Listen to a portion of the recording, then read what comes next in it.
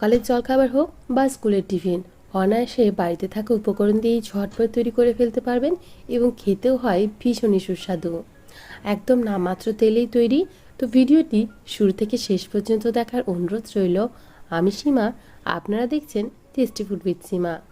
প্রথমেই আমি একটা বড় পাত্রের মধ্যে নিয়ে নিচ্ছি একটা সেদ্ধ করা আলু। আলুটাকে খুব ভালোভাবে সেদ্ধ করে নিয়েছি। তারপরে একটা গ্রেটারের সাহায্যে এভাবে গ্রেট করে নিচ্ছি। আপনারা চাইলে ম্যাশ করে নিতে পারেন, তবে গ্রেটারের সাহায্যে গ্রেট করছি কারণ কোনো রকম যাতে দানা অংশ এর মধ্যে না থেকে থাকে। তো সমস্ত আলুটাই আমি একইভাবে গ্রেট করে নিয়েছি। এখন এর মধ্যে দিয়ে দিচ্ছি 1 কাপ পরিমাণে আটা। আপনারা চাইলে অবশ্যই ময়দা ব্যবহার করতে পারেন, আবার এই আটা দিয়েও তৈরি করে নিতে পারেন।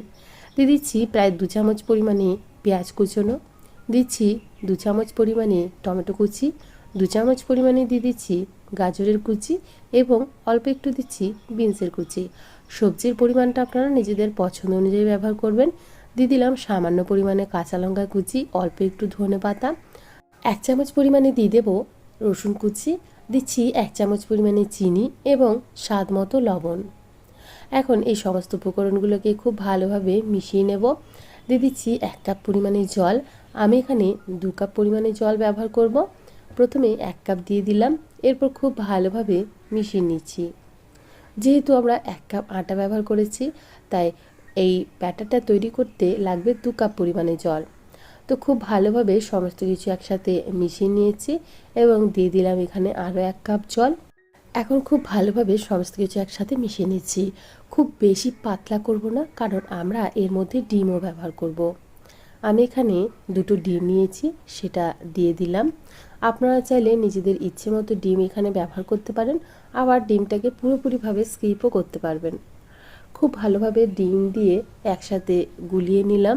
দেখুন ব্যাটারের ঘনত্বটা ঠিক এরকম রেখেছি, খুব বেশি পাতলাও না, আবার খুব বেশি মোটাও না।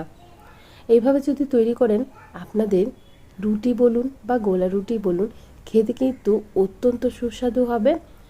এখন আমি এই গোলা রুটিটা তৈরি করে নেব।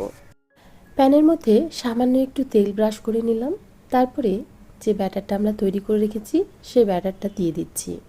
আমি এখানে পুরো প্যানের সাইজ অনুযায়ী গোলা রুটিটা বা সবজি রুটিটা তৈরি করব, তাই 3 হাতা পরিমাণে ব্যাটার আমি এখানে দিয়ে দিচ্ছি। আপনারা নিজেদের আয়তন অনুযায়ী এখানে এই রুটিটা তৈরি করে নিতে পারবেন। তো একটা হাতার সাহায্যে খুব ভালোভাবে চারদিকটা ছড়িয়ে দিলাম যাতে রুটিটা সমানভাবে তৈরি হয়।